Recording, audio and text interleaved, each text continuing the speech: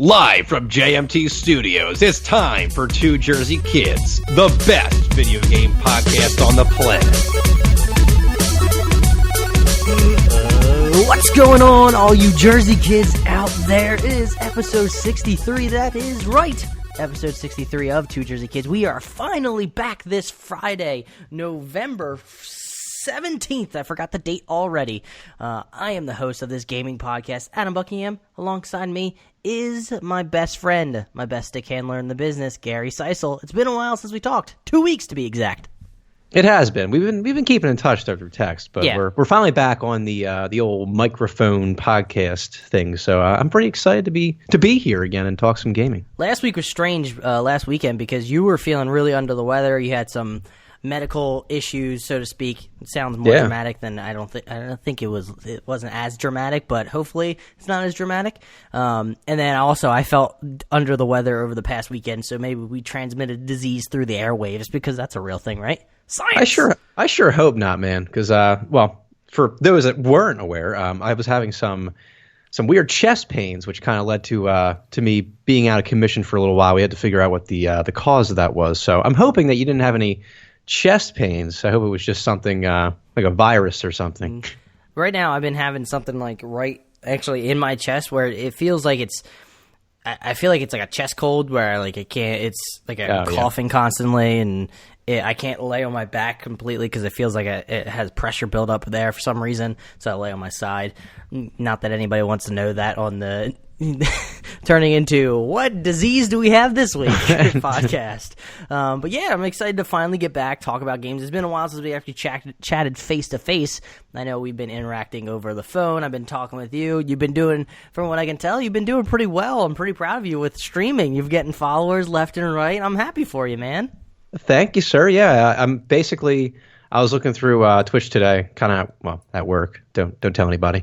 But I was looking through Twitch, and I came upon my dashboard, and I was looking at the recent statistics for my stream, and apparently all I need is one more thing, and that's to get to 50 followers, and I'm already – I need 50 followers to become a Twitch affiliate and be able to have people to subscribe to me. You're going to start raking in the dough once that happens. According to your team members, what you tell me. As soon as you hit that Twitch affiliate, the money just starts rolling in because that's how it works, right? Twitch just gives you money. It's that easy. But, yeah, I'm happy for you, buddy. Just been playing some Civ 5, playing anything else, or just been chilling playing that? It's been Civ 5, yeah. I haven't touched Destiny 2 in a little while because I'm either at work or playing hockey or a combination of both. So it's been kind of just been Civ 5 lately, which has been fine because I've been enjoying myself. I really like playing that game, and I've gotten better at it, and I'm starting to understand more of what's actually happening in the game as opposed to just like kind of randomly flying through things. So I'm having a great time. I saw you're about tomorrow. Is it tomorrow where you're going to do, or next week you're going to do Domination now? Monday at 10:30, I'll be doing some sort of domination mode where I face off against history's biggest douchebags, as I put it so eloquently. Is that going to be your title for the Twitch stream?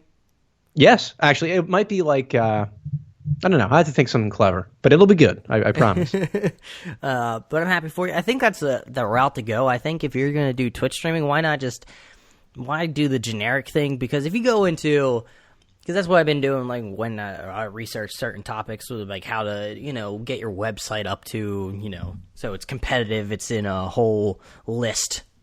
Yeah. And you do like research on keyword searches, see what pops up, whether or not there's a lot of volume for it, if you have a lot of competition. And I feel like if you go into like say Fortnite or PUBG or Hearthstone or Dota, you are in the mecca of competitions, and you have to stand out. You have to be top to stand out of that. Whereas now, if you start off with a smaller game, lesser known game, where people are just like, oh, I just want to come over and watch this. You're in a smaller pond, less people, and you're more likely to grab followers. That's how I feel. Exactly. I always wanted to watch streamers play other games besides like the generic ones.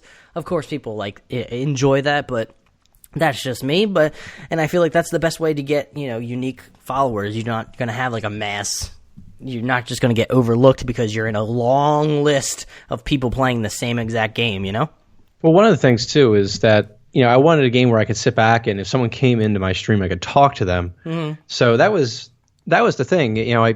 I picked Civilization 5, and I'm like, I'm really not sure of how this is going to go. Like, if this is going to work out well, and it's been amazing, honestly. I can't really believe it. It seems like a lot of people have come to my stream, and some of them are actually playing while they're talking to me. So we're awesome. we're sharing our experiences. They're talking about how Gandhi basically is a tool, and we all know that's the case in Civilization. I've always heard myths that the reason that Gandhi is that way is because of the way they had the setting on it for his domination victories or warmongering or whatever the setting is so low that when he gets, like, he progresses at certain points in the game, all of a sudden the setting, like, sort of bugs or something, and not bugs, but it, like, shifts to where he becomes the maximum warmongering society out there. I don't know if that's a true fact or if that's a myth that always been going around, but I just want to believe it, because Gandhi just, for some reason, always just wants to raise hell.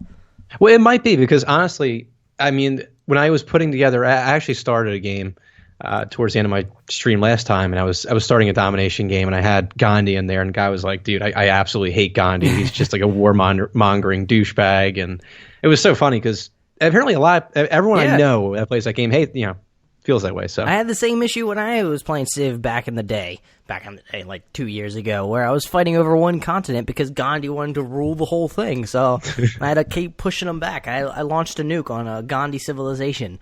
Who would have thunk that I would ever say that? But it's true. It's true. Nice. That guy is an asshole in that game. It's just you got to make a statement. But I'm just sitting here drinking. I made a cocktail for Marta, and I've been drinking some too. I think it's like a chocolate peppermint martini. Very fruity. Not fruity, but it's very in the sweet spirit. Yeah, sweet. I guess that's the right term for it. Tip of the tongue. But yeah, very good.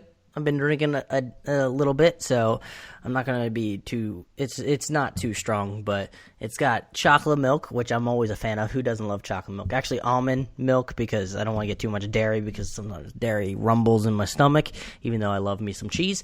You got peppermint schnapps, and then you got, chocolate liqueur. And bing, bang, boom, it's delicious, and I'm happy. This reminds me of the early days of our podcast where I'd always be having a beer every time. I haven't drank actually in like a month, so it's going to be I'm doing big things. Yeah, I haven't drank in a while either. It's off and on. I don't see the need to drink when I like during the week or the weekend. Maybe sometimes when I'm chilling playing a game, I'll drink some wine or something. But recently it hasn't been too bad. Speaking of games though, so we're not talking about drinking all the time. I think here's the weird thing with Shadow of War. I feel like I beat the game. Like, they don't really give you a definitive, like, climactic, you beat this. I feel like I'm in portions of, like, the epilogue, because if you go to, the quest line, all the quests say, 100% completed, the main ones anyway, and all you have left to do is, like, the generic go find certain things.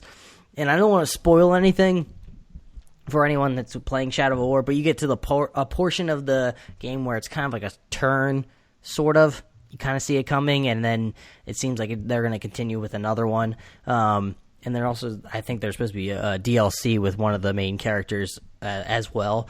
I think the Blade of Galadriel is one of the DLCs that's coming out soon, but I think they just do this as a way to keep you playing the game so you can go run around, conquer more. Not more fortresses, but you can stop sieges, conquer, dominate more orcs. And then I think the main thing that they want people to do is actually do the online conquest thing, which I did. It kind of felt a little unfair because I went and did an online conquest, and my assault rating, I had like orcs that were ranked from mid to high 40s and up, going up against a fortress with only 3 warlords the max was 18, I think. Maybe. OP. It was unfair. I just stormed through the fortress, took out. Here's with that game is that it can be a little difficult. So when I was fighting the overlord of this fortress, I did get my ass kicked still. I still had to do the generic things. I can't just go guns a-blazing and destroy and just, I still have to pay attention because no matter what, you could still lose to even a lower level orc that, you could be 43, you could lose to a 15 level orc. It's just the way the game is. Because there's a lot of orcs on the outside, you can get attacked. You have to be very strategic and watch out because you could still die no matter what in that game. And the fortress sieges are actually one of the things that I love just because the amount of chaos that can happen on the screen. You have gigantic siege beasts and war grogs, like these gigantic trolls just going at it. They have like catapults on the back launching like gigantic fiery balls into the fortress, and it's just explosions everywhere. You have to take, it's very video game like though, when you go into like the fortress and you have to capture these specific points, and then you take over this area and you keep moving through.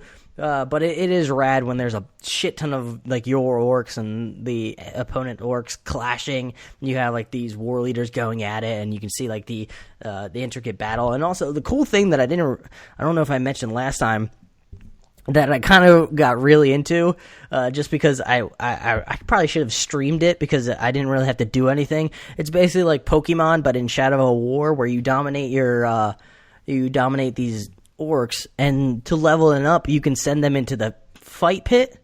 So then you can send them against random orcs as well, and you just watch them basically go at it, and it's just amazing. It's just like, I think I mentioned it actually because of Oblivion. Yeah, because of Oblivion. Yeah, I only did like one of them, but I realized that I needed to fight off a siege in the game. I needed to level up the orcs that are in my fortress, so I had to send them through the ranks of just fighting left and right, and I got to a portion where I finally learned, I think it's through a story mission, where I learned how to shame an orc so they reduce in level. And it is kind of unsettling when you reduce an orc, because sometimes they become deranged. So basically they start just kind of slurring their speech. They become slower, I guess you could say. So one of them was I think one of the orcs was named like the Pain Lover or something, and I shamed him because he betrayed me, and then he grew a level above me, so I couldn't dominate him, so I shamed him, and then he became the Painless, and he just kept saying that he doesn't feel, and that's the only thing he said. It was very unsettling, but yet kind of rad, because that's what the Nemesis system is like. And I feel like I'm going to go back to it eventually, maybe one of these days, because I'm on call during Thanksgiving next week, which kind of sucks. But maybe because I have to come back from where I'm actually having Thanksgiving with Marta's parents, so maybe I'll hop on Thanksgiving night and start streaming and just do like Shadow of War Pokemon battles and just go to town, see what happens.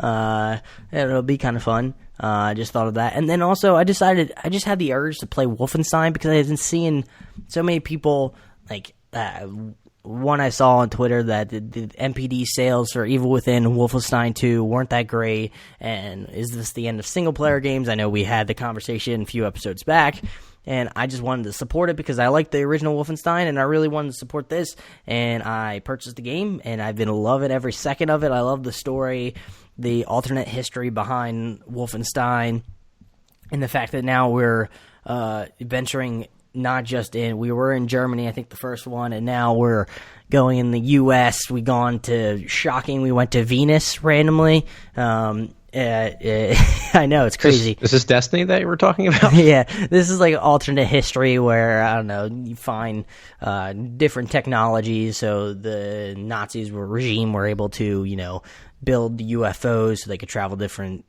planets, I guess, and they have higher tech, I guess, so to speak, technology. But I think it's rad. And who doesn't love killing Nazis? And I think I mentioned did I mention in the last one where I could feel where this game, like, there was a turn.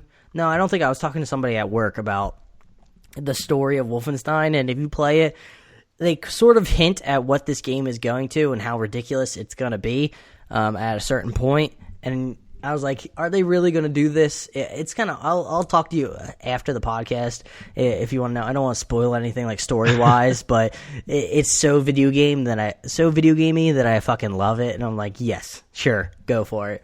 I'm happy with it. But again, I've been playing that. I really want to hop into that eventually. Probably this weekend I'm going to hop back into it. Been a little busy this week, but other than that, do you have anything to say? It's been almost 15 minutes. We're just blowing our load real quick in the beginning. All right. Well, I don't know about that. I mean, I don't really know what else I got to add to this situation. I mean, I've been watching, at least in terms of my life, I've been watching Stranger Things, watched the whole second season. Nice. I'm actually rewatching the first one now. So I have to say, strangely enough, Marta actually wanted to watch the first season again after the second one, and that's how I felt. And I know honestly, when she went to because she ran a marathon not a marathon, 10K last weekend. She actually watched on the plane ride there Beyond Stranger Things, where they were talking to like the creators and characters and the actors. That's where I got the tidbit about at the end of Stranger Things, the two characters kiss, and that was their actual first kiss in real life. So a fun little tidbits, but yeah, great show.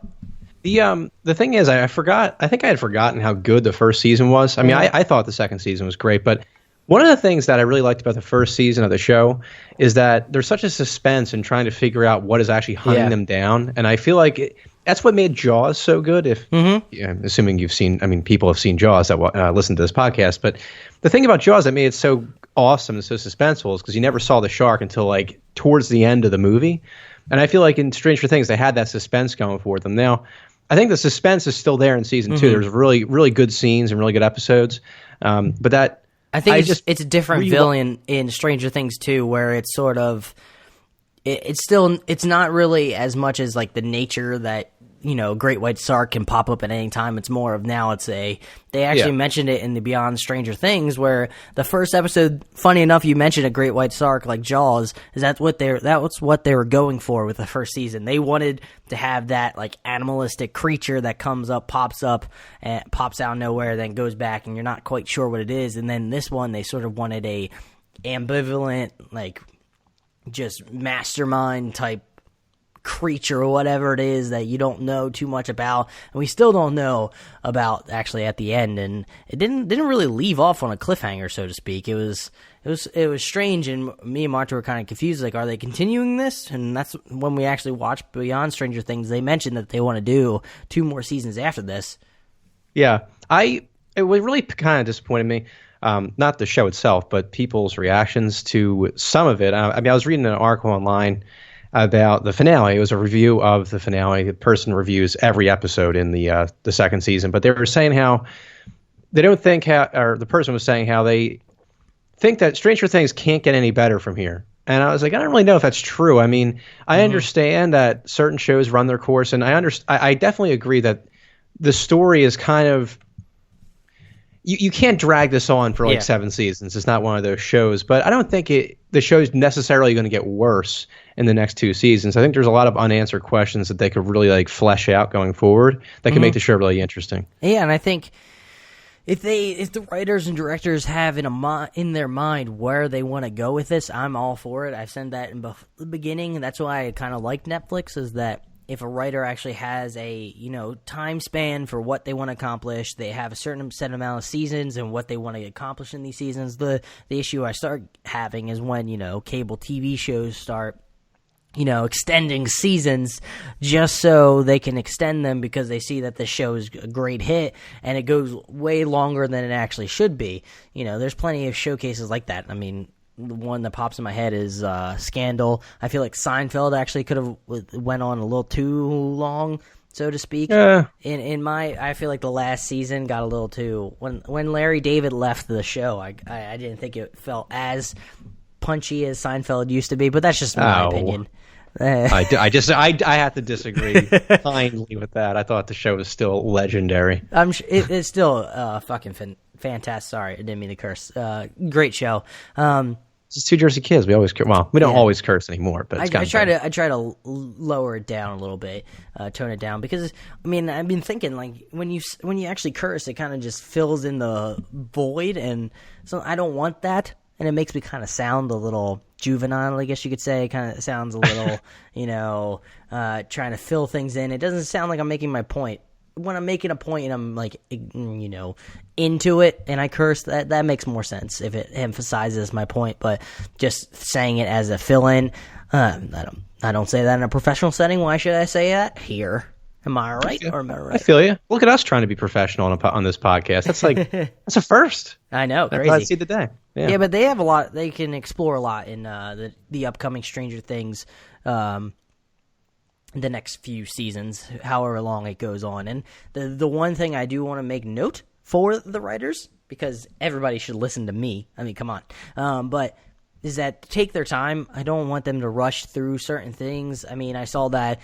I felt like in the last Game of Thrones series, actually the last season, it felt like certain episodes they were rushing through it. They were trying to get to the end, and I just take your time, write what you want, and I see that there, it seems like they're doing that with Game of Thrones this final few seasons, is that they're actually taking their time. They're taking a longer period of time to write these long. Actually, I think it's the final season. I can't remember. It's been so long. Feels like it's been so long. But they're actually taking more time to, write out these final episodes and direct them. And actually, it's 2 more seasons, isn't it? Yeah, 7 you got to and 8. remember too. Jesus you got to remember Christ. too.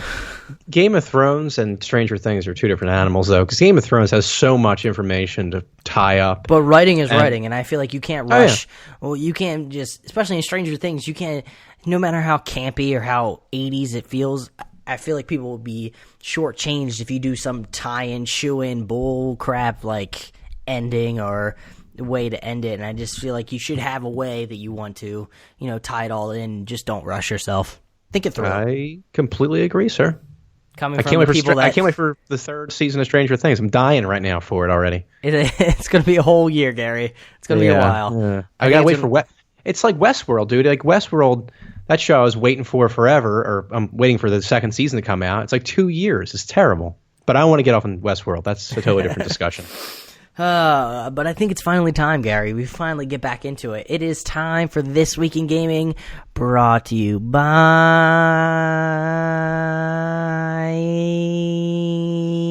Gatorade.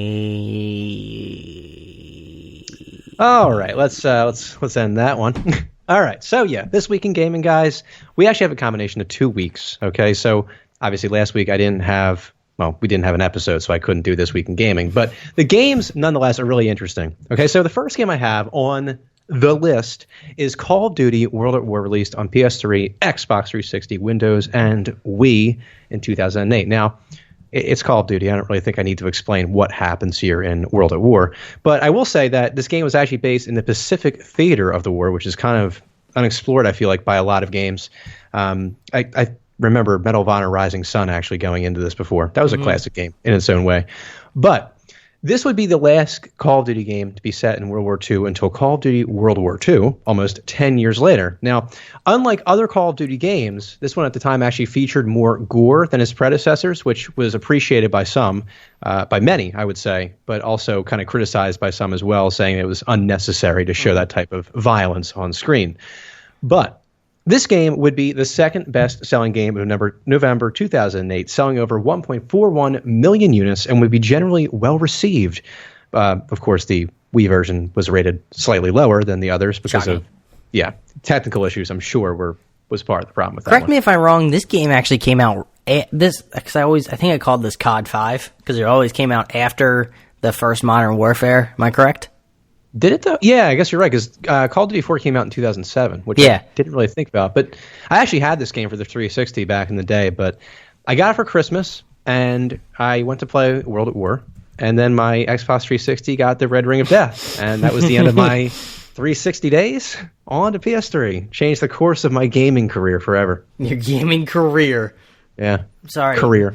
Once the dough starts rolling in from Twitch, then you can call it a gaming career. Until then, we all have gaming careers. I'm not saying lucrative gaming careers. I'm just saying we have gaming careers here. But yeah, that's true. So moving on to the second game on the list is a very popular Elder Scrolls of Skyrim, released on PS3, Xbox 360, and Windows in 2011. Now, this game's main story revolves around the player character. Okay, that was kind of weird. Player character and their quest to defeat Alduin the World Eater, a dragon who was prophesied to destroy the world. The game is set 200 years after the events of Oblivion and takes place in the fictional province of Skyrim. Now, the game shipped over 7 million copies to retailers within the first week, which is insane, and sold over 30 million copies across all platforms. Now, overall, this game would do really well with the ratings, obviously. I mean, I feel like all Elder Scrolls games do well. The only thing is the PS3 was rated slightly lower, whereas the Xbox 360 was rated 96 out of 100 on, I think, Metacritic. Doesn't surprise me, because I think PS3 probably had some bug issues that... Because didn't you have an issue with it? Yeah, it was just a kind of a lousy port in some ways. There's a lot of technical problems. I would say the frame rate kind of dropped at random times. The controls never felt as tight as they were on the Xbox 360 in my experience.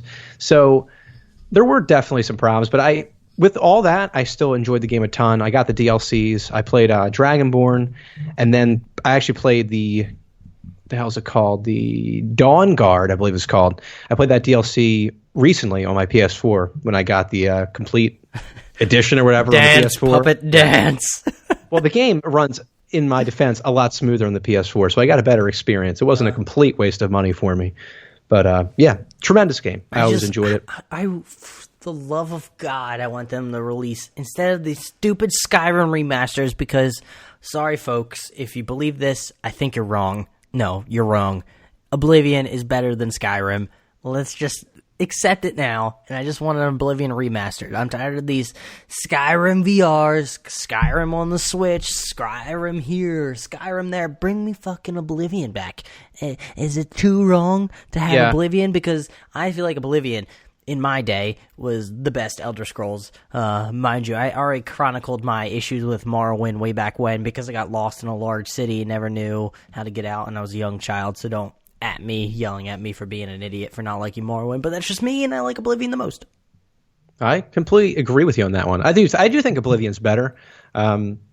But I don't know. I mean, I would rather them release a new Elder Scrolls game than revisit Oblivion. I wouldn't mind a remaster, though. That would be really kick-ass with all the DLC. Because the DLC was amazing in that game, too, with the Shivering Isles and the Knights of the Nine DLC. That Fantastic. DLC was great. And Shivering Isles, I remember the Shivering Isles because I loved building the bodyguard. I thought that was really rad. That was sick. Going through the dungeons and like picking little parts, and then your bodyguard just chilling, waddling through. I remember when they were actually not quite sure what DLC should be, so they charged, what was it back then? Xbox had coins, I think it was, or points. They did some weird conversion where a certain amount of money equaled a certain amount of points, and like I think this in total it cost like $10 to buy just like elvish armor for your horse. Like you could buy a horse armor pack and can you imagine what would happen if they like came out with that today? People would freak out. People would go bonkers, especially if it was EA. Their whole like studio would be set on fire by Reddit. I'm amazed that hasn't happened already. Yeah, seriously. It seems like it almost happened this past week with Battlefront 2, but we'll get into that more in the future. Indeed. The final game on the list, Gary, is Halo 2. Released on Xbox in 2004. This was released on November 9th, by the way. I remember the exact date because I have never been more hyped in my life for a video game release ever. Just ever again. But yeah, this game came out in 2004 and was the second installment in the Halo franchise and the sequel to 2001's critically acclaimed Halo Combat Evolved. The game features a new game engine / Havoc physics engine, added weapons and vehicles, and new multiplayer maps. Now, the player alternately assumes the roles of the human Master Chief and the alien Arbiter in a 26th century conflict between the human United Nations Command and Genocidal Covenant. Time constraints. Okay, this is a little fun fact for y'all. Time constraints forced a series of cutbacks in the size and scope of the game, including a cliffhanger ending to the game's campaign mode that left many in the studio dissatisfied and also left me dissatisfied, which I'll get into in a second. That's all that matters is you being dissatisfied. But by June 20th, 2006, more than 500 million games of Halo 2 had been played, and more than 710 million hours had been spent playing it on Xbox Live. By May 9th, 2007, the number of unique players had risen to over 5 million. Halo 2 is the best-selling first-generation Xbox game with at least 6.3 million copies sold in the United States alone. But yeah, I played this game, okay? I got this on November 9th. I got it the day it came out. My mother, of all people, actually ran out and got it for me. I didn't think I was actually going to be able to play it because, let's be honest, everybody was going to get Halo 2 that day. But I got the collector's edition, and we played through the campaign and played through with a friend. And I remember we got to the very end, and he basically says that I guess they're taking the fight back to Earth, and then the game ends. And I was like, are you kidding me? I remember when that happened. I was like, all right, let's go back to Earth, and then nothing. Now, see, I don't know if you remember this exactly, but I remember the unbelievably big deal that was made out of the of Halo taking place on Earth again, or for the first time ever. Yeah. It was such a huge deal. And yeah, you get a little taste of it. You had a little taste when you went to the second mission. You fought in the outskirts in New Mombasa. That was awesome. Man, good memory. Yeah, I don't know how I had this kind of memory, but yeah, you got a little taste of it, and then you're thinking, all right, we're going to be back eventually. It never happened. And I just remember that ending was such a letdown, and honestly, in my opinion, one of the lamest endings to one of the greatest games. But, it is what it is. I love me some Halo 2, even though that story was a letdown. And I just want to, as a side note, if one of our friends that's listening, good old Paul, he decided that he liked Arbiter more than Master Chief, and I just have to say, how dare you, sir? You are a moron. That is all. That's all I wanted to say in a public forum, that, Paul, you're an idiot for liking Arbiter more than Master Chief. I remember him, actually. His name was Arbiter. Wasn't his name, Xbox name, Arbiter? It was like Arbiter 7652549198556. Who knows? That randomly popped in my mind. I think it was from the Outscores mission. Do you remember? I think what me and you tried a while is because you were able to get through a series of bunch of glitches, having a Banshee follow you throughout a tunnel and all the way through. Oh, yeah. You're able to get like the plasma weapon, or like I forget what it was called, but the plasma rifle that just unloaded hell on Earth in like the mission. You had to get like a Banshee. I do remember actually doing with Paul, funny enough. But we never could get it through the tunnel because the Banshee would always stop and then turn all the way back. It was really fucking frustrating. Oh, I remember actually vividly. There was a skull that you could find on the map that would, I think, turn. Did it turn you invisible? I can't remember. I remember you can get it right in the very beginning. You had to jump up on like a lamp and then jump up again. Yeah. But there was that, and then there was also, again, the Banshee thing where you could, I think, hijack a Banshee if it flew low enough, and then you could fly it around the bridge area where all those Banshees attack you. It's kind of a cool thing. But I remember those little Easter eggs being really popular back in the day, especially the skulls. I remember everyone was like, yo, man, did you get that skull in this mission? And I'd be like, dude, I don't even know what you're talking about. I never did that kind of stuff. I don't know. That's what I liked about Halo, is that they had some sort of fun and Easter eggs in the single player. And I don't feel like there's that type of feeling anymore in like new single player games. I mean, I guess you can get it in Mario and games like that nature, but nothing as more of the mature level. Like, you're not running around Call of Duty and you're finding random little things to run around with. Like, Call of Duty doesn't scream like quote unquote fun in single player, because that's what actually Halo was. Just how well it played and just how goofy it was, is that you were able to have fun while playing the single player missions, which you can't say all too often in today's day and age in gaming. I mean, I would have a blast. I remember running through the mall with you on legendary difficulty all the time, just because it was just a hootenanny. It was just such an intense mission. There was so much to it. The fighting was insane, especially on legendary in the ship itself, and then the scramble to get to your ship to escape Halo was insane. So yeah, I remember that. I remember those days very well. But yeah, I don't get the same vibe anymore from single player games for the most part. I mean, I will say that like Horizon Zero Dawn, for example, definitely gave me a lot of enjoyment, I would say. Yeah, it was fun. But it's just not quite the same. It's not, because, I don't know, it's hard to explain, is that Halo is kind of goofy, to be honest. It's like, it has a goofy yet serious vibe when it comes to single player, because you're able to jump like extraordinary heights, and while you're running around, you can take a lot of bullets to the face, basically, and I don't know, I just had a lot of goofy vibes to it, and I kind of feel it actually, now that I come to think about it, with Wolfenstein, where in the first game, they do have some Easter eggs, which are kind of cool. I know Doom, there's like an Easter egg where you pick up like the Doom Ranger and do like the fist pound and things along that nature. Wolfenstein is in the first one, which I actually thought was kind of cool, is that if you actually go to sleep, and I think you're in like your normal base, and you can click to have a nightmare, so your character goes to sleep, but your character has a nightmare, and he wakes up, and it's he's having a quote-unquote dream, but it's like the old Wolfenstein game with the same awesome graphics and everything, and you're running through the Wolfenstein castle shooting Nazis that in like the old style graphics. It's pretty rad. Just cool. A random little Easter egg in there. So, yeah, sometimes you do find fun in single-player games, but it's not nearly, I don't think, as much as, I don't know, Bungie, I think, did it well in Halo, the original Halo games. But I'm done with rambling about that. Should I get into the news, Gary? Sure, take it away. That has been This Week in Gaming. Brought to you by? Gatorade. Actually, Moby Games, because that's where you find your stuff, Gary. Come on. And Gatorade. And Gatorade. Moving on. I'm actually going to read an op-ed from the New York Times that was published on October 25th, actually. Because I missed it last week, and I missed it 2 weeks ago, and we didn't do an episode last week, and I kind of want to read it because I thought it was fascinating. It's by Jason Schreier, who actually works at Kotaku, but he had an op-ed in New York Times titled, "Video Games Are Destroying the People Who Make Them." I really thought this was fascinating, so I kind of want to read it through. It's not too long. So, starts off with, among video game developers, it's called quote-unquote crunch, a sudden spike in work hours, as many as 20 a day, that can last for days or weeks on end. During this time, they sleep at work, limit bathroom breaks, and cut out anything that pulls their attention away from their screens, including family and even food. Crunch makes the industry roll. I need to turn down my brightness. My eyes are starting to hurt. Sorry.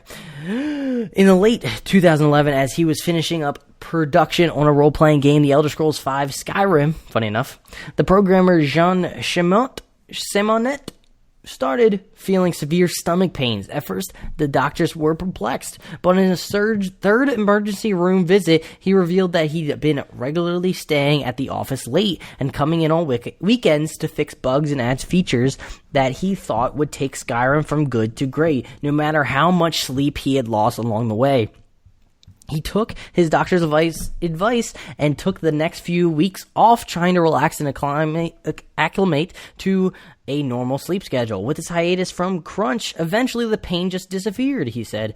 Anecdotes like this are common in the video game industry, which are generating about $30.4 billion in the United States last year, but has a human cost that can't be calculated. The designer Clint Hocking described suffering memory loss as a result of stress and anxiety of crunching on a game. Brett Doville, a veteran game programmer, said he once worked so long and for so hard that he found himself temporarily unable to step out of his car.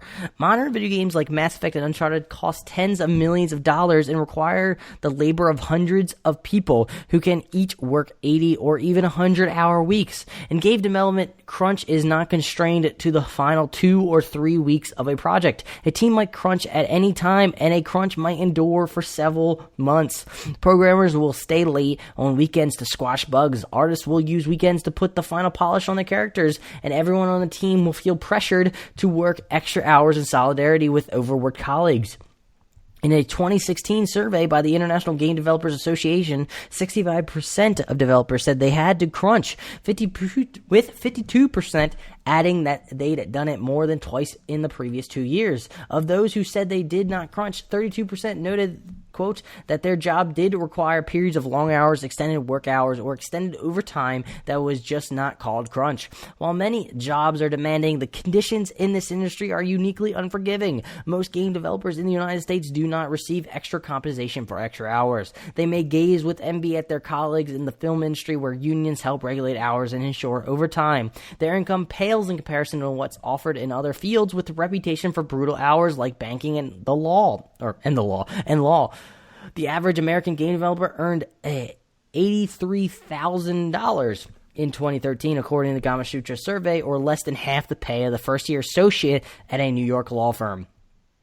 While I was reporting for a book on how video games are made, veteran game developers told me stories of lost family time, relationship strain, and such severe burnout that they considered leaving for other industries. Quote, "People think that making games is easy," said Marcin Iwiski, a co-chief executive and co-founder of CD Projekt Red, the post-developer of a 2015 game, The Witcher 3. Quote, "It's hardcore work. It can destroy your life," end quote. Mr. Iwinsky, like many other top video game creators, sees crunch as a necessary evil. He and other developers say because of rapid evolution of video game technology, among other reasons, the time it takes to complete basic tasks can vary drastically from project to project, which makes it difficult to plan accurate schedules.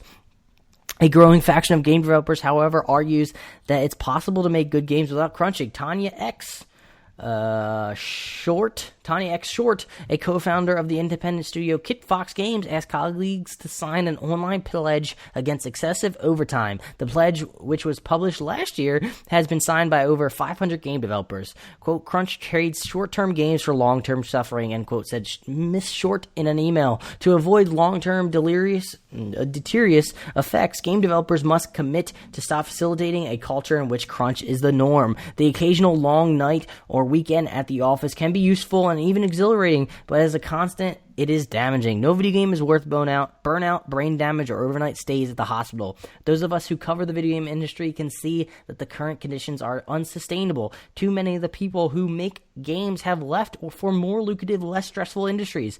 Too many who have stayed have suffered the physical and mental consequences. Game developers need to insist to their bosses, and most important to themselves, that health comes first. I want to get your take right off the bat, Gear. Well, I'll be honest. I mean, I wonder if one day we're going to look back, maybe 10 years from now, we're going to look back on these days and kind of like look back in shock. I mean, there's a lot of industries, I think, that over time they've put in regulations, they put in laws to prevent this type of, not really, I guess it's sort of abuse of your workers. I mean, it's not like they're consciously trying to abuse their workers, but in a way, I mean, by requiring them or asking them to work all these hours with no real additional pay, I mean, it can be considered abuse. But I wonder if we'll look back one day and really look at this and wonder what the hell we were thinking. But it's like, I don't know. I remember reading comments online. They were talking about whether or not they should unionize as a gaming industry and how tough that would be. And I don't know. I mean, I don't know if unions are exactly the answer all the time, but I mean, it might have to happen if the industry doesn't really listen to what their workers are going through. And it's true, and it's kind of funny when you go back and you think about, because I remember the Game Awards last year, and I think we commented on it, Nolan North standing up saying that what we do as voice actors don't matter, where he's kind of sort of asserting that, there was a strike with voice actors, how, people were striking against, long hours and difficulty speaking and long sessions, and I get their point of view, and now and you also now are having, developers having to go through these long, unsustainable hours, and, it's draining on their family members. It's draining on their health. Oh, Jesus. What the hell is going on? Sorry. What happened? I was talking, and all of a sudden my, sound got very fuzzy, so I thought I was like, my computer was freaking out. I apologize. But, yeah, it's like draining on their health, and it's sad, and I feel like unionizing is maybe a good step in the right direction, so everyone's on an equal playing field. Maybe, companies can't take advantage of developers, but I know sometimes unions can have a negative consequence as well.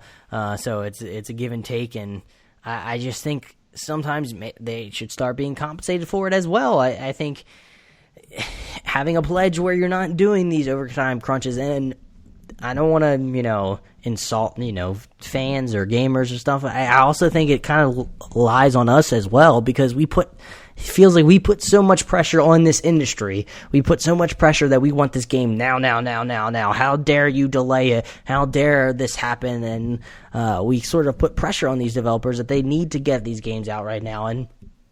And I think it's unsustainable, because these developers are putting in crazy amount of hours just to develop these games now, because the technology is so difficult that they can't put two and two together as easily as they did before. The systems and physics engines are so much more complicated and more complex that they can't do everything they want. It may take like a whole day to do one arm motion that a character is doing in a cutscene. Who knows?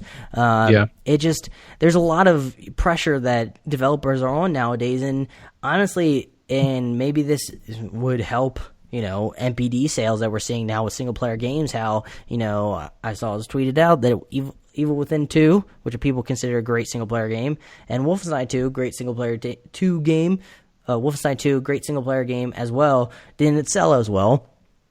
And maybe it's because there's so many games that are just being released constantly, is that maybe we need to take a step back and say, hey, developers, just release the game when you want to release it. Don't try to force it for a certain time. But Part of it is to, I mean, I think you're right. I think you're onto something when you say that the consumers kind of have to sort of take control of the situation. But at the same time, a lot of these companies, and it's something we've talked about in the past, these companies have crazy deadlines because they have someone at the top of the chain. Yep. Look, we need to make this money this quarter, this year. And there you go. I mean, you put your employees in a situation where they may not be able to do their best work, but they have to just get it done. And I think that's bad for people, but also bad for the industry as well. So there has to be some sort of happy balance that the industry can reach where they can create games, within a respectable time period, but also, allow their employees to kind of let their abilities show through, let them do the work they can in, a reasonable amount of time. Yeah, exactly. A normal amount of time without killing themselves. I think we just need to redefine how fast games need to be churned out and how quick, because these constraints that we have nowadays, it feels like they're still built on old standards of when you're making pixel art 16-bit style games or like 3D rendered polygon games. I feel like those standards are still trying to be set by these developers, and maybe it comes onto like independent developers themselves staying like, we're not going to do this. We're actually going to compensate our developers more. We're going to actually take a bigger cut because we think it's worth it, and we're not going to stress out too much. Or they're getting more money because they're working longer hours instead of making the average, which is not even close to other industries where they're working insane hours and they're getting paid buku amount of dollars. But I just think it'll be sad if it becomes more and more unsustainable, and you just start seeing developers going to other industries that are better for these, developers and programmers and that nature, and they start flocking away from the video game industry because we're so, I guess, what's the word? Prehistoric, basically. Yeah, outdated. It's very outdated in terms of compensation and time management and all that, and maybe it also comes down to, developers opening up more of their banks to hiring more talent, hiring more people on the team so, other people can take the load off. I mean, that's another way is get more man/women power on the team so it's not nearly as crazy crunch time. Maybe 100 hours goes to 50 if you hire 15 more people. Who knows? And maybe you have a better work environment. Maybe they start churning out games even quicker because they know how to work together and they're not nearly as, brain dead from working 20 hours each day. And I could imagine that maybe some of these games actually turn out even better if they're not, working constantly on this game and they actually have time to think and relax and fall asleep some days. Get 8 hours of sleep, because sleep is important, folks. I can't stress that enough. Sleep is the most important thing you can get. Yeah, it makes you wonder how much better games could be if they had time. And then again, it goes back to the pressure that these developers are on, is that if a game doesn't turn out as well as they want it to and the fans get on them, and then it's sort of, you have a bad combination of being up all night, brain dead, and then, getting yelled at, and probably doesn't feel good emotionally. So that's why I try to tamper it down yelling at developers, because I feel like developers do know at a certain point, they know when their game is not completely up to snuff, but they have to meet this deadline, they have to meet this sort of goal that the higher-ups set because they need to push it out, because, I mean, that's just the way things are. I mean, I think that's what happened with Need for Speed, because I haven't heard great things about the most recent Need for Speed. There's a lot of loot boxes in it, and it doesn't feel as good, and I'm sure it could have done a lot better if it had 2 more years of ingest or digestion or ingestation. Is that the right word? I think it is. But that's just the time we're in. We'll see how it keeps going forward. I don't know. Hopefully there's a brighter future. But moving on. Apparently, mega publisher EA has purchased a new studio. Respawn, developer Titanfall. The news comes just a week after the publisher shuttered Visceral Games. EA said in a press release that the deal is worth $455 million, a number that includes cash, equity, and performance milestones.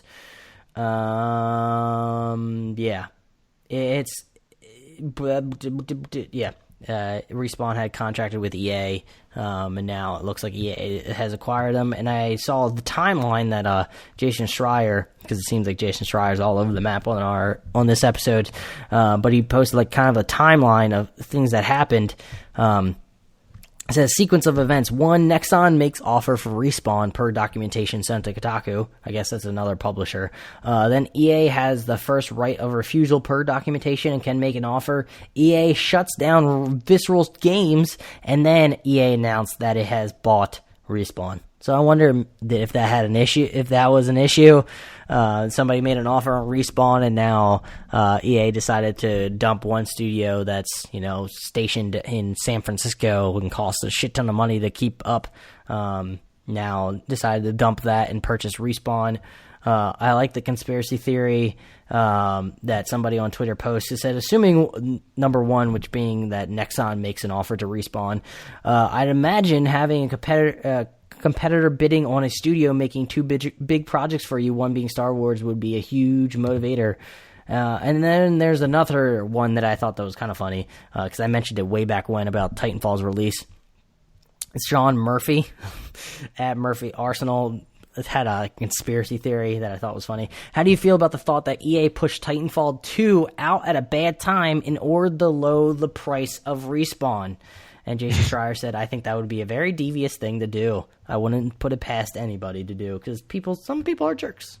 So we're trading, you're telling me we're trading a new Star Wars experience for Titanfall? Is that what we're getting at here? I think Respawn is actually in the works of developing a Star Wars game. I could be wrong though. Let me look that up. But will it be canceled? Tell me your thoughts, Gary. I mean, that's my thought. I want another Star Wars game. You know this. Everyone that has listened to this podcast from day one knows I want another Star Wars game, another Star Wars experience. And the fact that Titanfall, of all games, beats this out, and Visceral Games gets shut down, that kind of grinds my gears a little bit. I'm not going to lie to you. It says Respawn is collaborating with Lucasfilms and EA to develop a brand new action-adventure game set in Star Wars universe. There you go. Yeah, where have I heard that before? It just looks like the title screen. They just flip-flopped out. I'm showing this. Sorry, I hit the mic, but I'm showing this. Looks like they flopped out Visceral with Respawn. Yeah, it's like, they just basically took like the movie cover and just like threw, How much you want to guarantee this is a shoot and loot game? I don't know, dude. Like if it Anthem is just in Star Wars universe. I mean, if it was a shoot and loot game, it'd be cool, but no. Like, I just want a single player experience. Like, for once, just give me a single player Star Wars experience. I don't want these MMOs. The Old Republic, sorry, it sucked. It was terrible. Damn, man, I didn't think you would go that far. No, the Old Republic is terrible. That is not Star Wars to me, dude. No, absolutely not. All right. I can see the steam coming off Gary's head. Gary, do you actually want to take this next one? Because I'm not sure what you want to talk about with the next PUBG desert map that's going to be released. Oh, yeah. Well, I mean, it's nothing too crazy. So apparently PUBG, or Player Unknown, is going to be offering a new desert map. I think we've known this for a while, but they were basically offering on Eurogamer.net, they were offering a closer look at some of the things that were going to take place. They're kind of just showing off the map in all of its high graphic setting glory that no one ever plays. But yeah, I mean, I just thought it was kind of cool that they're adding some more variety to the game itself. Battle Royale.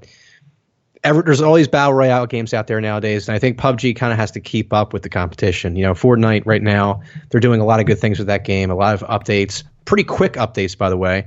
It's impressive to see the amount of content they're supplying that game. It kind of plays into what we were just talking about a few minutes ago with the time crunch. I actually played that game a few days ago, actually a week ago, I think.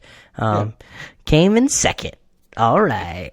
Fortnite's sick. But yeah, the thing about PUBG is I'm excited that they're adding some variety to the game, but I haven't played this game in it's now close to a month.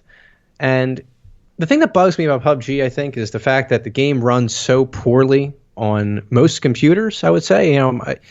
My computer isn't necessarily top of the line, but it's still a good computer, and I feel like I have a better time running Destiny 2, which is more demanding on my computer, than I do PUBG.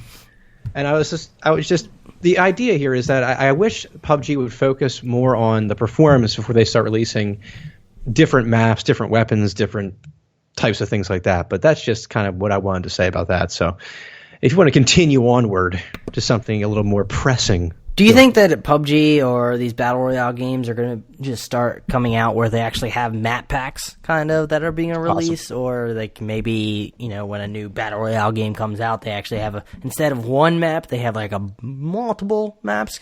Because I can see how you can get tired of one map playing over and over and over and not to mention and over again. Well, not to mention too, I mean, it's such a, I don't know. I mean, I think if Epic Games is a pretty big studio, if I'm not mistaken, right? They helped make Gears of War, right? Yeah. So, I mean, they haven't really added any new maps in yet, so it's not like I can say, oh, if a big name studio took over, they would start adding maps in. But yeah, I mean, I think it'd be a good touch to Battle Royale to kind of freshen it up a bit because, I mean, I know from experience playing PUBG and the same spawn all the time, and, the same players, they get good over time because they know where to go on the maps. I mean, granted, not one strategy works for every Battle Royale game, but yeah, I know. It'd be nice if they make new maps, especially in PUBG. That game ran its course on me. I don't want to. I'll take it easy on the game on the podcast, but be assured, I got pissed off with that game. I was somewhat laughing at your rant, and then I started thinking about how, what would make Gary so infuriated? And I was just thinking, is like, what if EA just kicks you right in the nuts and the next game developed by Respawn is actually a Star Wars Battle Royale game, and that's it? That'd be so stupid. Honestly, it really would be. Like, that would be such a blatant money grab and just like attempt to capitalize on the Battle Royale trend lately. That would actually, I think, cause EA to burn to the ground. I think people would eventually that would be like at least like the tipping point. It's like, dude, you guys serious? Like, you guys are really that desperate for money? Just Battle Royale, Star Wars universe, put them together, make profit. There it is. That's the executive meeting that's EA's having right now, and they're probably thinking, let's just have loot boxes just randomly drop from the sky. You know how they have supply drops in PUBG, but when you get there, you have to decide to pay. You can pay 99 cents or you can not get it. You got to get your credit card information real quick. You got to enter it in. That's what makes it so risky to get the loot chest mid game. You got to put out your credit card and type in your information. Yeah, I could just see somebody on stream just like, oh god, and trying to pull out their wallet and just freak out. Hey mom, can I get your credit card real quick? Yeah. Hey ma, the credit card. Fuck. Oh my god. What a great episode. We're 57 minutes in. Moving on. Yep. So apparently, EA is temporarily pulling microtransactions from Star Wars Battlefront II. A shocking move that comes after days of zealots fan anger and just hours before the official launch of the game. Quote, "We hear you loud and clear, so we're turning off all in-game purchases," wrote Oscar Gabrielson, GM of Battlefront II developer DICE, in a blog post this evening. Quote, "We will now spend more time listening, adjusting, balancing, and tuning. This means that the option to purchase crystals in the game is now offline, and all progression will be earned through gameplay. The ability to purchase crystals in-game will become available at a later date, of course, only after we've made changes to the game. We'll share more details as we work through this," end quote. "Previously, you could spend real money on crates and crystals that let you improve your gear and get better at the game, a system that veered dangerously close to quote-unquote pay to win." Controversy over Battlefront 2 has been swirling for weeks now, but peaked over the weekend after early access players discovered that the game's heroes could take dozens of hours to unlock, a process you could expedite by spending money to buy loot crates and earn credits. On Monday, EA cut the cost of all heroes, but the damage had been done and was exacerbated by widespread confusion over whether EA has also cut the number of credits you receive from playing the game. This week, it seemed like the only thing video game fans wanted to talk about was Star Wars Battlefront 2 various methods of making you pay extra money. The rage led to the most downvoted Reddit comment of all time, and even hit mainstream press with a CNN article proclaiming that, quote, "the new Star Wars game is under attack," end quote. And when you get on CNN or any mainstream news media, that's a big deal when it comes to video games. Those gamers over there, what are they doing? It's really disappointing. EA really has failed so miserably with the Battlefront franchise. It's really a shame. I remember when the first Battlefront was debuted at E3, I believe it was, and there was that kind of that teaser trailer that came out and how hyped everybody was, and they've just failed so miserably. The first game was just so plain, so bland. There was nothing really to do in it, and now this time around, it seems like they're kind of making progress. But then this happens. And, granted, I'm surprised that EA has actually responded to consumer reaction because, let's be honest, I don't really remember that ever happening before. But it's still why even deal with microtransactions? Why bring that criticism upon yourself and why put that in the game? And why make it part of the progression system? It doesn't make any sense to me. It just pisses me off. They had such an opportunity with Battlefront. It was such a great game, such a classic game. And now it just seems like it's so tainted. And even the reviews I'm reading, after the fact, after this decision, the reviews are still very average, 6.5 out of 10. They just missed a major opportunity. And you know what? Typical EA. What else is there really to say at this point? We'll just go back to the original Battlefront 2. Have a grand old time on the OG Xbox. Remaster that, and I guarantee you it'll sell better than both Battlefront games combined. One Battlefront 2 remaster will sell better than the two recent games. Could you imagine guaranteed. they had an online option? Oh my God. Pants just got wet. Seriously, though. You had, back in those games, you had all those single-player, game types, Galactic Conquest and Instant Action, and you had the story. It was just so good. And, I don't know. As a Star Wars fan, I'm deeply disappointed by EA's actions. The funny thing is, people are outraged now, but you have FIFA fans that are looking left and right, and Madden fans where the hell have you guys been? This has been going on in the sports industry, gaming industry, online in the Ultimate Team for I don't even know how long, where you have to pay. You could pay money and actually purchase gold, get gold tokens, coins, and then purchase gigantic, high-level players, and then it's kind of like pay to win. What's up?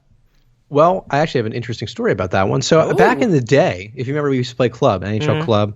Well, part of the thing, one of the things you could do back then was buy specific stat boosts that you would apply to certain slots on your gear. So, you'd have your skates, your sticks, your gloves, your helmet, and basically they would have 3 slots each per piece of equipment, and you can apply +5 skating speed, +5 slap shot power, wrist shot power. But you could buy these things.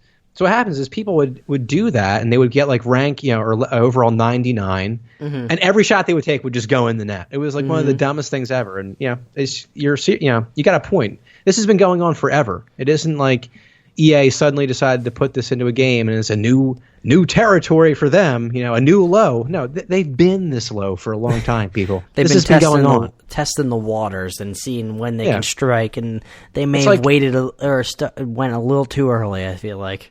Yeah, it's they're trolling the gaming industry. It's how far can we push these people before eventually they freak out on us? Well, here you go. Fuck with a Star Wars game, and that's what you get. But here's the thing that I always come back to is that, consumers actually have to stand by their word and not purchase Battlefront 2. Don't purchase it when it's on deal. Don't purchase it at all. Don't purchase it. That's what I have to say. Don't purchase. I like Respawn, but don't purchase their next game that comes out that's a Star Wars game. Don't purchase anything that looks remotely great from EA anytime soon. If you want to show them, that you're not happy with how they're doing Star Wars or how they're doing their business, don't support their business. Go support another developer that could use it. Go support Bethesda that's creating Evil Within 2 and Wolfenstein 2. Fantastic single-player games. Guess what, people? You don't need to play with everybody all the time. Just take a chill pill. Play by yourself. It's a fun time. But wise words from Adam Buckingham. As always. But I guess we'll move on. Funny enough, we're going to stick with EA because there was a question posed as whether or not there will come a day where EA doesn't release a new FIFA every year. Well, it sounds like EA is having serious considerations about doing that with FIFA after its CEO, Andrew Wilson, indicated such a situation is on the cards. In an interview with Bloomberg, Wilson was asked, quote, would there ever come a day when you don't release new titles on your franchise every year and just release online content like Take-Two does with Grand Theft Auto? end quote. And I have to point out that Grand Theft Auto is probably on a whole another level of FIFA, even though people do love FIFA, but Grand Theft Auto is kind of a different game. But that's just neither here nor there. Andrew's response, quote, in short answer is yes. There's a few different things that have got to happen first. We do a lot in a FIFA game every year and a lot in a Madden game. There's a lot of code that we make available as part of the new iteration.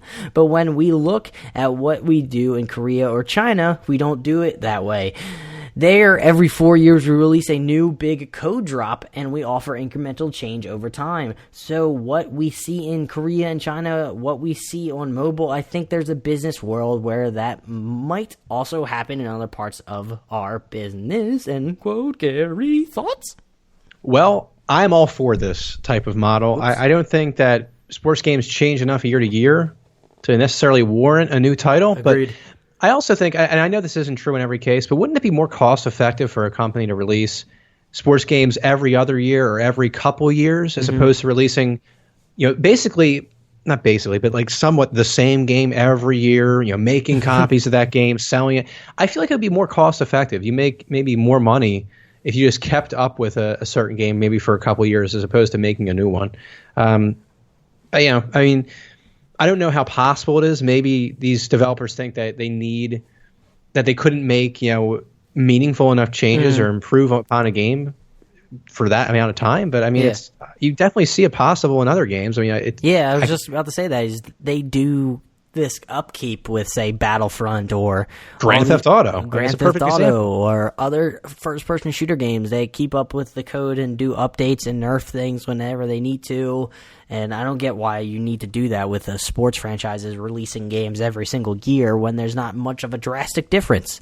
It's just a roster update. That's all it is. If they just updated the rosters, maybe tweaked some game mechanics, added maybe a new mode in, like, you can play in the playoffs is, I don't know, some crazy game mode. If they just added in like maybe a new game mode every year or, change the rosters, I don't think anybody would complain. But, it's just the world we live in.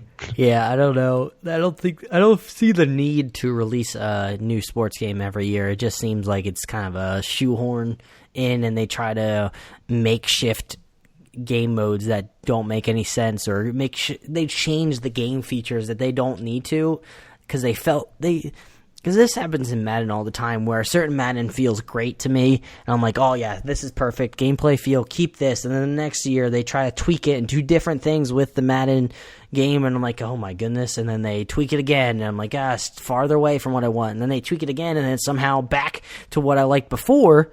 And I was like, oh yeah, it's back. It's cool. It doesn't have this random QB vision BS that they threw in back in 2006, but they decided to bring it back in 2016 just to say, hey, we don't think you guys will remember. F you, basically. And I don't know, it just seems like they just try to shoehorn in different gameplay modes that don't make any sense. Like, it doesn't make the game better. It just seems like they're doing something to make it different, so to speak.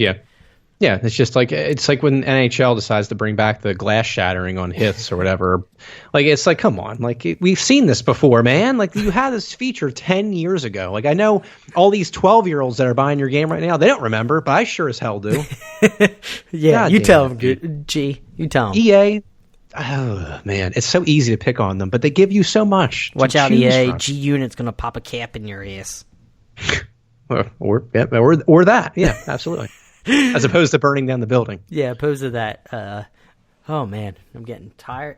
I'm getting sweaty. Like in this area, like I'm wearing jeans. I for some reason forgot to put on shorts when I got back because I ran out to get the ingredients for this drink that I'm drinking, and I left my jeans on, and now it's just whew. It's warming you up, dude. The alcohol, dude. I don't think it's the alcohol because I'm not tipsy. I drank barely any of it. I'm just hot. Just bang it back. Yeah, that'll make things better. But we're gonna go into our quick news segment area. I don't know if this is gonna be a consistent segment, but I just feel like I try to just lump things together sometimes and say this is an article instead of just rolling through the quick news. Stop me, Gary, if you want to talk about something, okay? Starting off, Capcom is apparently developing new games to release on the Nintendo Switch in the fiscal year 2018. Capcom CEO Hiroshi Tetsuro Woo! Nailed it. Has confirmed, and one of those games is Ace Attorney game. Star Wars Battlefront 2's free The Last Jedi DLC gets a release date of December 13th, which includes a new hero and villain characters Finn and Captain Plasma, new planetary map Crate, and a new Starfighter assault map Dakar, and Tali Lentra's new A-Wing hero ship, as well as a new upgrade for Poe's X-Wing inspired by The Last Jedi. Additionally, there will be a new Resurrection chapter for Star Wars Battlefront 2 single-player mode, charting the First Order's rise to power, which I'm actually kind of interested in because I don't even know how the First Order rose to power. I thought they were supposed to be dead after the end of the last Return of the Jedi, whatever. Yeah. Continuing, developer Digital Extremes has announced that Warframe's major new Plains of Eidolon, yep, update will finally come to Xbox One and PS4 on November 14th, which is already passed. The free expansion launched on PC last month, October 12th, and marks Warframe's first foray into open world action. Funny enough, Garrick, I actually kind of wanted to hop into this because I did. Did you ever play Warframe? No. You missed out because this game is actually... I heard it's great. This game is actually really fun. It plays amazing. Like, it feels great. And I feel like you would enjoy it because it's kind of like Destiny, except for it doesn't really have the story. It doesn't really make too much sense, but it feels amazing. Which is kind of ironic because I was talking to a good friend of ours, Nikita, during a stream. It was, I think, yesterday I was talking to him about this very game, and he was saying, I wonder how many ideas Destiny is going to steal from, or Bungie is going to steal from Warframe for Destiny in the near future, because apparently they seem to be doing that a lot, and I haven't noticed because I'm not a Warframe fan, but I've heard a lot of great things from Warframe. So I would, honestly, because it's free to play on PS4, I would go, for people out there that don't have anything to play, go play it, just because the one thing that I love about Warframe is that it feels great. Like, playing it, running around third person, shooting, it feels amazing. It feels like you're a legitimate ninja running around kicking ass. I mean, it just feels awesome. That's why I can recommend. You can get bogged down in some of the menu systems. I mean, that's what it seems like a lot of these free-to-play games or MMO-style games, is that sometimes the menu system can get a little confusing. But other than that, it feels great. You can run around doing missions. You may not have any clue what you're doing in these missions, but they're fun to play. So I recommend that. Moving on. Another day, another Grand Theft Auto 5 sales milestone, but this one's a biggie. GTA 5 is now the best-selling game of all time in the U.S. Isn't that crazy, Gary? It's the largest game in the U.S. Considering, I just think of the point in time where I was in college when this game released, and now I'm here today. It's nuts. It's amazing. It's crazy how just much stamina this game's legs had. It's still going. It's still charting. I mean, I think in the NBD sales for October, Grand Theft Auto 5 was above Wolfenstein. I'm like, what the hell is going on here? Like, why is it still going, and why are people still purchasing it? Like, do people go out and actually purchase the game, like, physically? Like, I don't get it. Like, I guess they just see people playing GTA Online. Actually, funny enough, I hopped into GTA Online the other day now that I come to think of it, because I kind of wanted to play, because I was really into... I wanted to play some more racing, like maps, instead of, I didn't want to do any heists, but I really enjoyed, like, the feel of racing and driving around in that game, and I kind of wanted to do that, so I just played some races. It was kind of fun. So I can see why people enjoy it. I know my friends that, I don't know if they play it anymore, but they used to do that all the time, where they would just race. They wouldn't race like a legitimate race where they could bang into each other. They would just be ghosts and race. But I don't think that's fun. I like races where you can just F people up if you're screwed. I am that guy. Finally, according to a new report at the Wall Street Journal, which says that Nintendo plans to ramp up production of the hardware itself, beginning in April 2018. The report claims that the Nintendo is planning to make 25 million to 30 million more units of its unsuccessful. It's getting late. Biasy, I guess, is slipping into my mind. Let me start over. The report claims that Nintendo is planning to make 25 million to 30 million more units of its successful Switch console over the next fiscal year. Further, Nintendo may plan for even more if this holiday sales are strong, according to Wall Street Journal sources.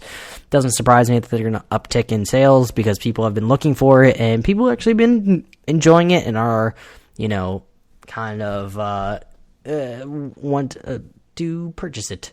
Me being one of them.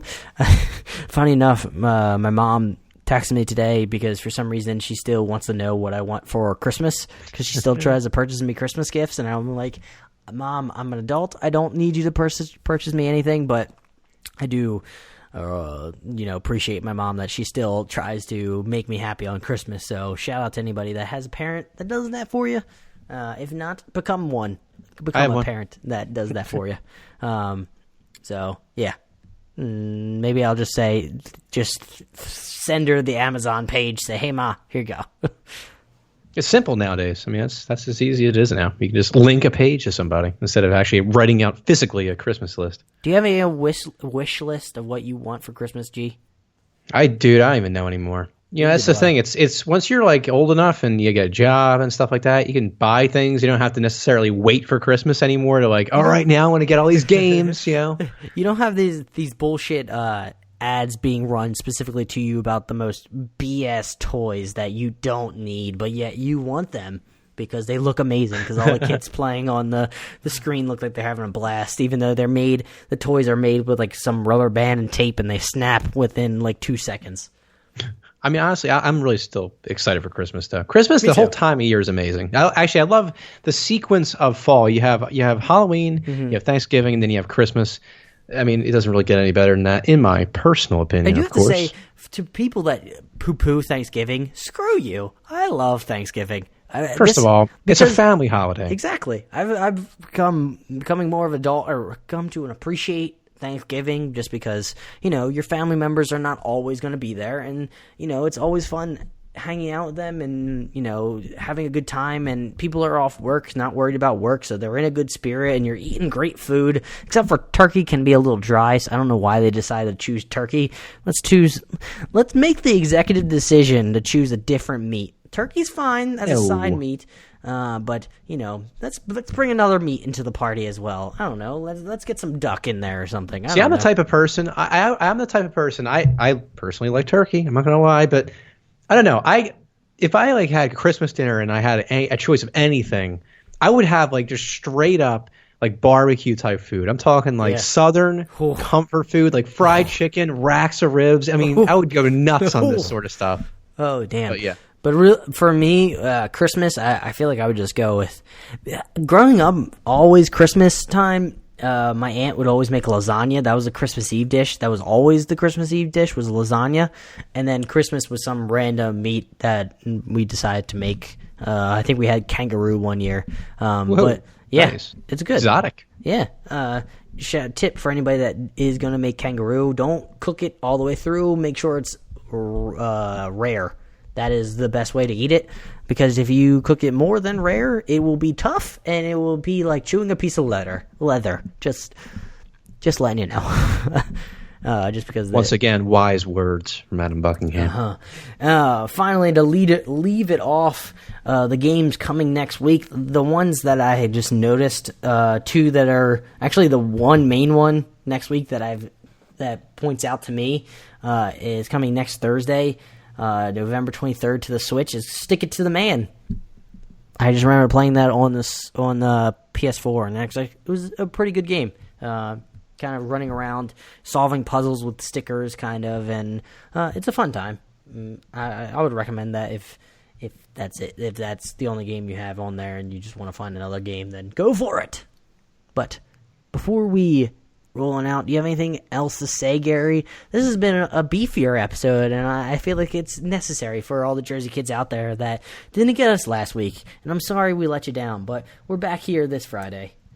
Yeah, man. I mean, before I go, as always, thank you everybody for listening to us. It's been awesome being here. I know, last week was kind of a weird week for me, kind of hectic with all my trips to the hospital and then the doctor's office, and I had to get all that sorted out. So it's nice to kind of get that normalcy back, that flow.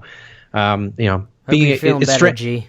I am. I'm feeling a lot better, and it's really strange to say this, but being able to work normal hours this week, and getting back into my schedule was awesome. So I'm happy to be here again. And I bet. if anybody wants to, again, talk to me personally, I do stream on Twitch. I will throw the plug in there. You can just check me out on Twitter. You can probably find links to my Twitch stream and everything. I do appreciate the follows and all that stuff and everything, but that's beside the point. Adam, take it away.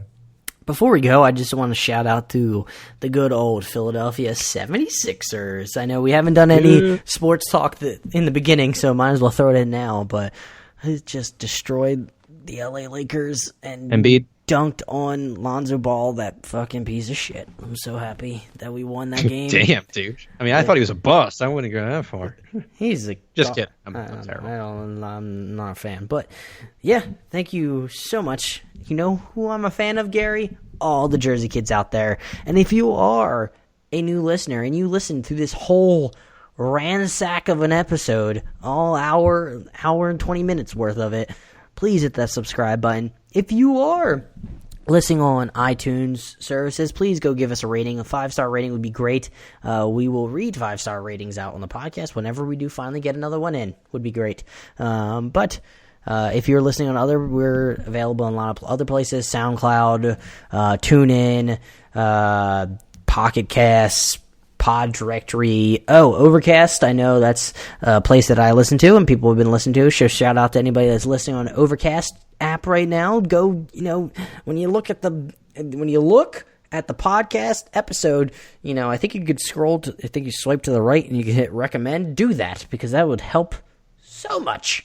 Just recommend us, and word of mouth. Just recommend this podcast. If you have other friends that are fans of video games and you think they would like this goofy podcast made by two best friends, outsiders that just talk about video games, and you just want to support us, then go for it. Follow us on Twitter at 2JerseyKids. Follow Gary at RealScavenger18. Follow me at Adam J. Buckingham. We are the 2 Jersey Kids. Keep playing those video games. Bye.